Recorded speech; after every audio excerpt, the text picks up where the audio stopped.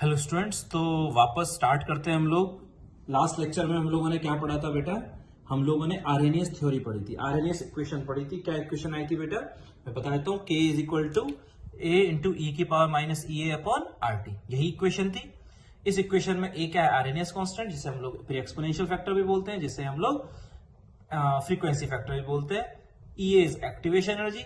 Activation energy क्या होती है? ये इतनी एनर्जी होती है जो हमें देनी पड़ती है रिएक्टेंट मॉलिक्यूल्स को और एक्स्ट्रा, जिससे रिएक्टेंट क्या बना पाए? प्रोडक्ट बना पाए। ठीक है। और ये जो पूरा है ई की पावर माइनस ई अपॉन आर टी, ये क्या रिप्रेजेंट करता है बेटा? ये रिप्रेजेंट करता है fraction of activated molecules. Activated molecules का फ्रैक्शन। ये एक्टिवेटेड मॉलिक्यूल्स क्या होते हैं बेटा? ये वो मॉलिक्यूल्स होते हैं जिनसे प्रोडक्ट बन सकता है, मतलब इन मॉलिक्यूल्स के पास सफिशिएंट एनर्जी होती है। ठीक है।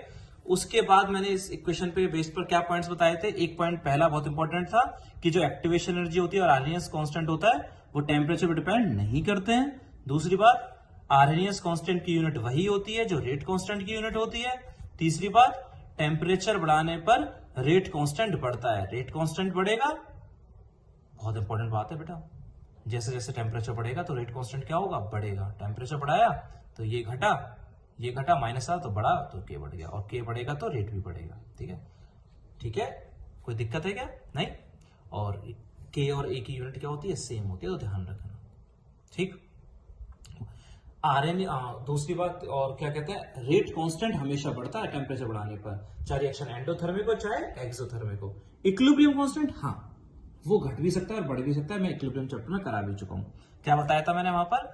अगर रिएक्शन एंडोथर्मिक है तो टेम्परेचर बढ़ाने पर इक्विलिब्रियम कांस्टेंट बढ़ता है, लेकिन अगर एक्सोथर्मिक है तो टेम्परेचर बढ़ाने पर इक्विलिब्रियम कांस्टेंट घटता है। रेट कांस्टेंट के साथ ऐसा नहीं है, वो चाहे रिएक्शन एंडोथर्मिक हो चाहे एक्सोथर्मिक हो, वो बढ़ेगा ही बढ़ेगा। तुम टेम्परेचर बढ़ाओगे वो हमेशा बढ़ना ही है। ठीक है। अब मैं बेटा एक ग्राफ बना रहा हूं बिटवीन के एंड ए।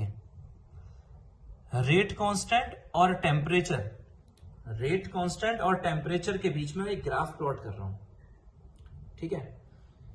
तुमने ये तो याद रख लिया कि भाई टेम्परेचर बढ़ाने पर रेट कांस्टेंट क्या होता है? बढ़ता है। ठीक है। तो मैं उसे ग्राफिकल फॉर्म में बना रहा हूं, तो के और टी। तो बेटा देखो आसान सा तो है ही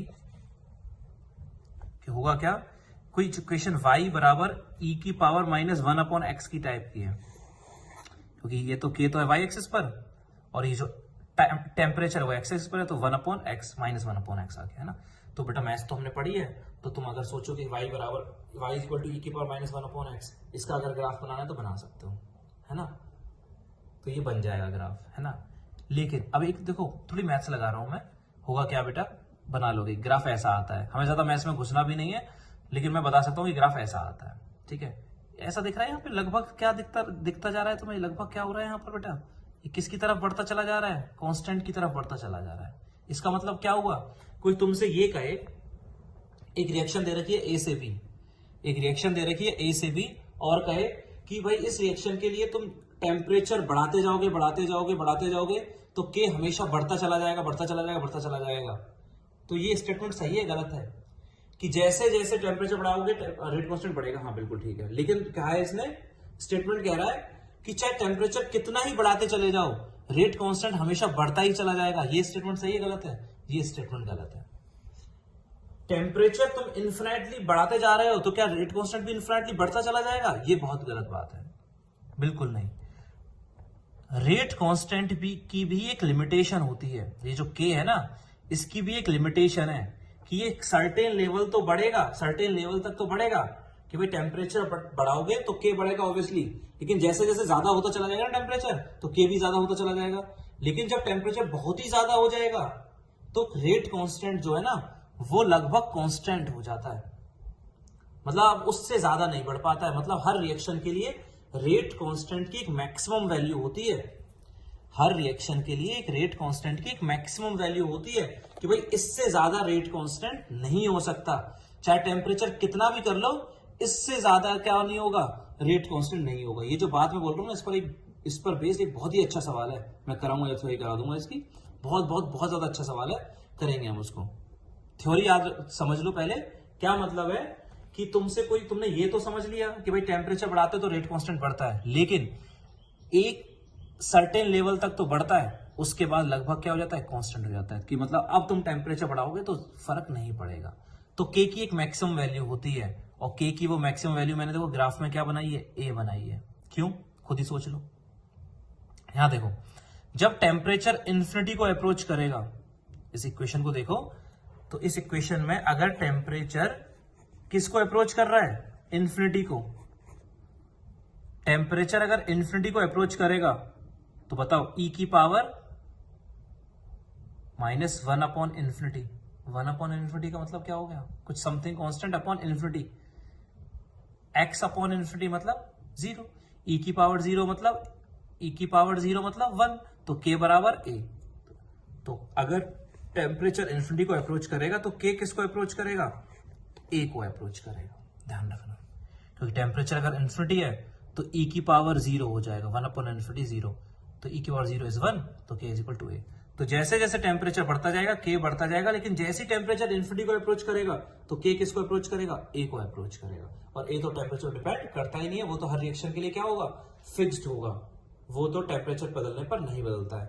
तो जब इन्फिनाइट टेम्परेचर होगा तो k किसके इक्वल होगा, a के इक्वल। इसलिए जो मैक्सिमम वैल्यू है k की वो किसके इक्वल लिख दिया मैंने, a के इक्वल लिख दिया। तो मैंने यहां पर एक बहुत इंपॉर्टेंट बात लिखी है, maximum value of k can be a, can be नहीं, इज a।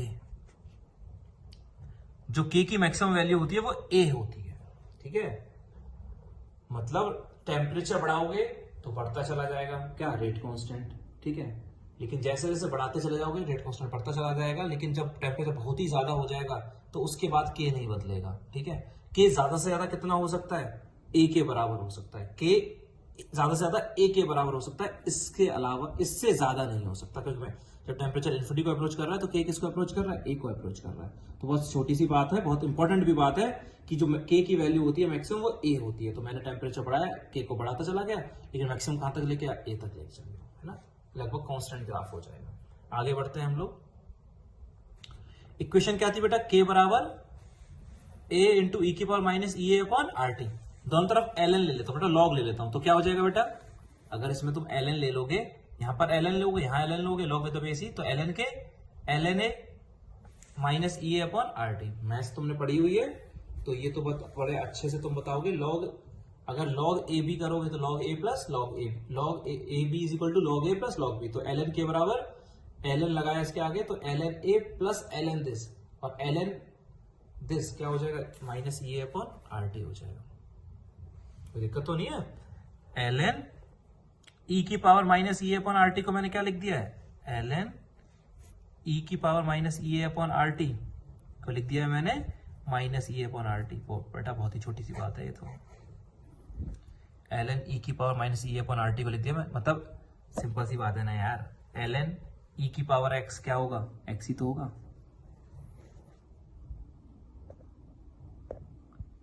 ln e की पावर x क्या होगा बेटा, x ही तो होगा, ठीक है, वही लिखा है मैंने।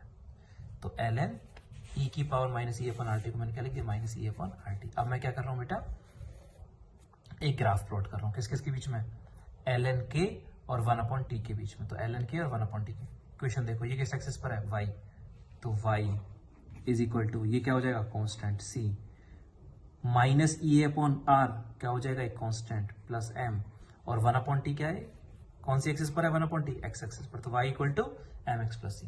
ln k और t के बीच में नहीं बना रहा, ln k और 1 अपॉन टी के बीच में बना रहा हूं। तो इक्वेशन आ गई y बराबर M X plus C, slope जिसकी कितनी है, minus E A upon R, slope कितनी है, minus E A upon R. Activation energy, energy तो हमेशा क्या होगी, पॉजिटिव होगी, आर भी पॉजिटिव होता है, तो minus E A upon R क्या हो जाएगा, नेगेटिव हो जाएगा, तो स्लोप नेगेटिव हो गई, डिक्रीजिंग ग्राफ बना दिया। तो ln k और 1 अपॉन टी के बीच में ग्राफ, ln k और 1 अपॉन टी के बीच में ग्राफ कैसा है, straight line, slope with slope, और ये y इंटरसेप्ट कितना दिख रहा है, ln a, तो ln a, और स्लोप कितनी दिख रही है, minus E A upon R. होगा क्या बेटा, कभी कभी सवालों में ना, जैसे कैसे ग्राफ के बेस पर बेस कैसे सवाल आ सकता है, होता क्या है, ये ग्राफ बना देगा, ठीक है, और हमें क्या कह देगा, इसका ना एंगल दे देगा, ये एंगल दे दिया मतलब क्या दे दी, स्लोप दे दी, स्लोप दे दी, और पूछ लेगा एक्टिवेशन एनर्जी बताओ। इस एंगल को दे दिया, इस एंगल को देके मुझसे क्या पूछ लेगा, एक्टिवेशन एनर्जी। तो मेरे को पता तो होना चाहिए इस लाइन की स्लोप हमें क्या बताएगी, माइनस ई अपॉन आर। तो तुम्हें स्लोप पता है, आर पता होता है, ये क्या निकल जाएगी, एक्टिवेशन एनर्जी निकल जाएगी। तो इसका पीछे ग्राफ हमें क्या देगा, स्लोप क्या देगी, माइनस ई अपॉन आर देगा, ठीक है। ये तो ln के और 1/t के बीच में ग्राफ था। अगर वही ग्राफ हमें किसके बीच में बनाना पड़ता, log k और 1/t के बीच में बनाना पड़ता। वही ग्राफ अगर हमें बनाना पड़े log k और 1/t के बीच में, बेटा ये तो बेस क्या है, e है, यहाँ बेस क्या है, 10 है। ln को log में कैसे बदलते हैं बेटा, 2.303 से मल्टीप्लाई करके। तो इसे लिखोगे 2.303 log k, इसे लिखोगे 2.303 log a, ठीक है, माइनस ई अपॉन आर टी। हर टर्म को 2.303 से डिवाइड करोगे तो यहाँ क्या बचेगा, log k, यहाँ क्या बचेगा, log a, और यहाँ क्या बचेगा, माइनस ई अपॉन 2.303 आर टी। इस ln को log में बदला, इसको log में बदला, तो यहाँ 2.303 आया, यहाँ 2.303 आया। तीनों टर्म्स को 2.303 से डिवाइड करा तो ये यहाँ log k रह गया, यहाँ log a रह गया, यहाँ आ गया माइनस ई अपॉन 2.303 आर टी। तो ग्राफ कैसा आएगा, ऑब्वियसली यही आएगा, y इंटरसेप्ट यहाँ log a आएगा, यहाँ slope minus E upon are आई नहीं आएगी। ध्यान रखना, ग्राफ के बेसिस पर भी दिक्कत हो जाती है। अब तुमने अगर स्लोप माइनस ई अपॉन आर लिख दी और ग्राफ इन दोनों के बीच में था तो आंसर गलत आ जाएगा। इस ग्राफ की स्लोप हमें क्या बताएगी, माइनस ई अपॉन 2.303 आर। इस लाइन की जो इक्वेशन, ये जो लाइन है, इस लाइन के स्लोप हमें बताएगी माइनस ई अपॉन 2.303 आर। ठीक है, आगे बढ़ते हैं हम लोग, आगे बढ़ते हैं बेटा। तो आगे क्या है बेटा, जस्ट वेट अ मिनट। तो मैं वापस उसी इक्वेशन की पे बात कर रहा हूं। उस इक्वेशन में क्या है बेटा, इक्वेशन क्या थी, ln के बराबर ln a minus E upon R T. अगर मान लिया टेम्परेचर कितना है बेटा, T1, अगर टेम्परेचर है T1 तो क्या होगा बेटा, इक्वेशन को वापस लिखो, ln k1 equal to ln a minus E upon R T one. k1 क्या है, रेट कांस्टेंट है टेम्परेचर T1। आरएनएस कांस्टेंट और एक्टिवेशन एनर्जी पे तो कोई फर्क पड़ता नहीं है टेम्परेचर का, इसलिए मैंने ए लिख दिया और ई लिख दिया। Equation number 1। अगर टेम्परेचर कर दिया T2 तो क्या इक्वेशन हो जाएगी, ln k2 is equal to ln a minus E upon R T two. ये क्यों नहीं बदले बेटा, ये ए रखा है, ये रखा है, क्यों, अलग अलग टेम्परेचर पे, क्योंकि ये आरएनएस कांस्टेंट और एक्टिवेशन एनर्जी मैंने पहले बता चुका हूं टेम्परेचर डिपेंड नहीं करते हैं। इस इक्वेशन को क्या बोल दिया, 2 बोल दिया। ठीक है, सेकंड में से फर्स्ट को क्या कर दिया बेटा, माइनस कर दिया। सेकंड में से फर्स्ट को माइनस करोगे तो क्या होगा, ln k2 माइनस ln k1 लिख दिया, ln k2 माइनस ln k1 is equal to, इसमें से इसको माइनस करोगे तो ln a चला जाएगा और इन दोनों में से क्या कॉमन आ जाएगा बेटा, e अपॉन आर। क्या कॉमन आ जाएगा, e upon R into 1/t1 minus 1/t2। log a minus log b क्या होता है, log a अपॉन b। तो फॉर्मूला क्या बन गया, ln k2 upon k1 equal to e upon R 1/t1 minus 1/t2। इस फॉर्मूले को याद रखना है। इससे क्या होगा बेटा, इस फॉर्मूले से तुम्हें क्या दिया होगा, जैसे मान लिया इस फॉर्मूले से न्यूमेरिकल्स कराऊंगा, बहुत आसान होंगे। 300 और एक और बात, ये टेम्परेचर किस में रखना पड़ेगा, इस इक्वेशन में जो टेम्परेचर है ये किस में होना चाहिए बेटा, ये टेम्परेचर्स केल्विन में होना चाहिए, ध्यान रखना, सेल्सियस मत रख देना। हाँ बेटा, होगा क्या कि 300 केल्विन पर रेट कांस्टेंट दे रखा है, 400 केल्विन पर रेट कांस्टेंट निकालो। 300 केल्विन पर के दे रखा है, 400 केल्विन पर के पूछा है, और रिएक्शन की एक्टिवेशन एनर्जी भी दे रखी है। तो तुम्हें K1 पता है, K2 निकालना है, एक्टिवेशन एनर्जी भी पता है, R पता होता है, ये T1 300 केल्विन है, T2 400 केल्विन है, तो क्या निकल जाएगा बेटा, K2 निकल जाएगा। तो इस फॉर्मूले से हम क्या करेंगे, एक टेम्परेचर पर रेट कांस्टेंट दिया जाएगा, दूसरे टेम्परेचर पर रेट कांस्टेंट निकाल लिया जाएगा। ठीक है, जहां पर K1 और K2 क्या है, rate constant and temperature T1 and T2। इसी इक्वेशन में अगर log होता, इस ln की जगह अगर log लिख दूं, log में कैसे बदलूंगा इसको, 2.303 से मल्टीप्लाई करके। ठीक है, और 2.303 क्या हो जाएगा, 2.303 log k2 अपॉन k1, उसको इधर भेज दूंगा तो अपॉन में चला जाएगा। तो क्या इक्वेशन बन जाएगी बेटा, log k2 upon k1 is equal to e upon 2.303 r 1/t1 minus 1/t2। log k2 upon k1 equal to e upon 2.303 r 1/t1 minus 1/t2। ये इक्वेशन आ जाएगी, log k2 upon k1 is equal to e upon 2.303 r 1/t1 minus 1/t2। कैसे आया ये, इस ln को log में बदला, 2.303 से मल्टीप्लाई किया, उसको इधर भेजा तो डिवाइड में चला गया। ठीक है, एक ही बात है दोनों इक्वेशन। अच्छा, लास्ट लेक्चर में मैंने एक बात लिखाई थी तुम्हें कि अगर कुछ ना दिया जाए तो टेम्परेचर कोफिशिएंट कितना लिया जाता है, 2 लिया जाता है। इसका मतलब कि अगर 20 डिग्री पर रेट जितना भी है, 30 डिग्री पर रेट डबल हो जाएगा। 30 डिग्री से 40 डिग्री करोगे तो रेट और डबल हो जाएगा, 40 डिग्री से 50 डिग्री करोगे रेट और डबल हो जाएगा। मतलब टेम्परेचर कोफिशिएंट 2 लेते हैं अगर कुछ ना दे रखा हो। ठीक है, लेकिन मैंने ये भी बता दिया था कि ऐसा एक्चुअल में होगा नहीं। क्योंकि जैसे जैसे टेम्परेचर बढ़ेगा, मैंने वहां लिखाया था जैसे जैसे टेम्परेचर बढ़ेगा टेम्परेचर कोएफिशिएंट घटता है। तो अब हम वो यहां से सोच सकते हैं। अब वो मैं थोड़ा मैं प्रूव करा देता हूं कि ऐसा क्यों। मान लिया इस इक्वेशन में बेटा टेम्परेचर मतलब T1 जो है, टेम्परेचर कोएफिशिएंट तो याद है ना, टेम्परेचर कोएफिशिएंट क्या होता है? टेम्परेचर कोएफिशिएंट होता है कि भाई T डिग्री पर रेट कितना है और 10 डिग्री बढ़ाया टेम्परेचर तो उस पर रेट कितना है, इन दोनों का रेशियो, मतलब रेट का ratio, rate at T plus 10 degree upon rate at T degree. उसी को मैंने वहां क्या बोल दिया था, उसी को मैंने क्या लिख दिया था, मैंने टेम्परेचर कोएफिशिएंट क्या बताया था, rate at T plus 10 degree upon rate at T degree, या क्या बोला था, इसी को मैंने क्या लिख दिया था, T प्लस 10 डिग्री पर rate constant upon T degree पर रेट कांस्टेंट। ठीक है, और मैंने यहाँ क्या लिखाया था, टेम्परेचर बढ़ाने पर टेम्परेचर कोएफिशिएंट क्या होता है, घटता है। मैं अब इसको प्रूव कर दूंगा कैसे। ये तो रेट कांस्टेंट का रेशियो है ना, ठीक है। मान लिया इस इक्वेशन में T1 जो है वो 300 केल्विन है। अच्छा, कितना डिग्री टेम्परेचर बढ़ाना होता है टेम्परेचर कोएफिशिएंट के लिए, 10 डिग्री। तो T1 है 300 केल्विन, T2 है 310 केल्विन। तो T1 300 केल्विन ले लिया, T2 ले लिया 310 केल्विन। तो 300 केल्विन पर रेट कांस्टेंट और 310 केल्विन पर रेट कांस्टेंट। भाई रेट टेम्परेचर कोएफिशिएंट क्या होगा, 300 केल्विन 310 केल्विन पर रेट कांस्टेंट अपॉन 300 केल्विन पर रेट कांस्टेंट, यही तो होगा बेटा। T प्लस 10 डिग्री पर rate constant upon T degree पर रेट कांस्टेंट। भाई 310 पर रेट कांस्टेंट अपॉन में 300 केल्विन पर रेट कांस्टेंट। ठीक है, मतलब ये K2 और K1 वही तो है। ये कुछ दे रखा होगा, ये upon R 1 upon T1, T1 क्या हो जाएगा 300, T2 क्या हो जाएगा 310, 1/300 माइनस 1/310। तो क्या आ जाएगा बेटा, यहाँ पर एलसीएम लोग, यहाँ 300 या 310 है, तो 300 इंटू 310 आएगा। तो फिर क्या आएगा, 310 माइनस 300 कितना, 10 आएगा। ऑब्वियसली इस इक्वेशन को आगे बढ़ाऊं तो क्या बढ़ेगी, T1 इंटू T2 अपॉन में इंटू क्या, T2 minus T1, T1 into T2 minus T1। तो मैं तो काट रहा हूं, इसको जरूरत नहीं है ना। तो T2 माइनस T1 करोगे तो कितना आएगा, 10 अपॉन में कितना, 300 इंटू 310। ये तो हो गया 300 और 310 पे, ये लॉग की वैल्यू आ जाएगी, सॉरी लॉग की नहीं, ln की वैल्यू आ जाएगी 310 केल्विन पर अपॉन 300 केल्विन पर। ठीक, अगर T1 ले लिया 310, तुमने और 10 डिग्री बढ़ा दिया, तो T1 ले लिया 310, T2 ले लिया 320, तो क्या हो जाएगा बेटा, E upon R। T2 minus T1 करोगे तो 10 ही आएगा, लेकिन नीचे क्या आएगा, 310 इंटू 320, फिर 320 और 330 ले लिया T1 T2, फिर क्या आएगा, E upon R 10 into 320 into 320। इनकी वैल्यूज बताओ बेटा क्या हो रही है। ये वैल्यू देखो, ये वैल्यू देखो, ये वैल्यू देखो, घटती जा रही है बढ़ती जा रही है बेटा। सिंपल सी बात है, ये चीज है। डिनोमीटर क्या होता जा रहा है बेटा, मल्टीप्लाइड में बढ़ता जा रहा है। डिनोमीटर बढ़ता जा रहा है तो ये वैल्यू क्या होती जा रही है, कम होती जा रही है। ये वैल्यू क्या होती जा रही है भैया, डिनोमीटर बढ़ता जा रहा है ना, तो ये ओवरऑल वैल्यू क्या होती जा रही है, कम होती जा रही है। ये वैल्यू कम होती जा रही है, इसका मतलब ये वैल्यू कम होती जा रही है, और ये वैल्यू कम होने का मतलब है K2 अपॉन K1 क्या होता जा रहा है, कम होता जा रहा है। और इस K2 अपॉन K1 को ही तो क्या बोल रहे हैं हम लोग, टेम्परेचर कोएफिशिएंट बोल रहे हैं।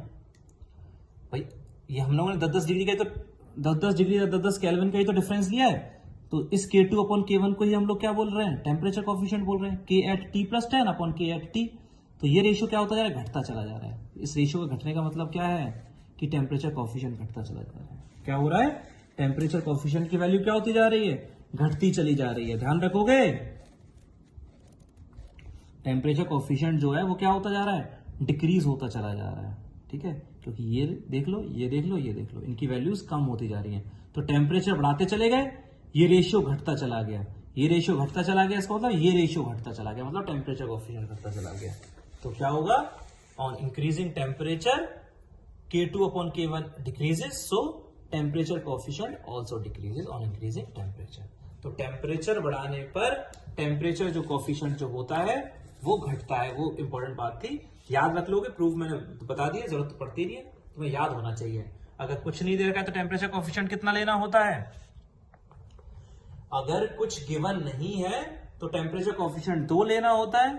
लेकिन एक्चुअल में सोचा जाए तो जैसे जैसे टेम्परेचर बढ़ता जाता है टेम्परेचर कोएफिशिएंट की वैल्यू क्या होती जाती है बेटा, बढ़ती चली जाती है। जैसे जैसे टेम्परेचर बढ़ता चला जाता है टेम्परेचर कोएफिशिएंट क्या होता जाता है, घटता चला जाता है। सॉरी, क्यों, क्योंकि मैंने तुम्हें ये प्रूफ भी करा दिया है। ठीक है, ये रहा प्रूफ। ठीक है, जरूरत पड़ेगी नहीं। आज के लेक्चर में हम लोगों ने क्या सीखा, हमने ये 2 इक्वेशन सीखी, ln K2 upon K1 equal to E upon R 1 upon T1 minus 1 upon T2। इस इक्वेशन से हम लोग न्यूमेरिकल सॉल्व करेंगे कि तुम्हें 300 केल्विन या कुछ भी 300 केल्विन पर मान लिया रेट कांस्टेंट दे दिया, तो 320 केल्विन पर रेट कांस्टेंट क्या होगा, एक्टिव एनर्जी दे रखी होगी। तो ये इस फॉर्मूले से वैल्यू हम लोग कैलकुलेट कर सकते हैं। आगे हम लोग नेक्स्ट लेक्चर में पढ़ते हैं। Thank you.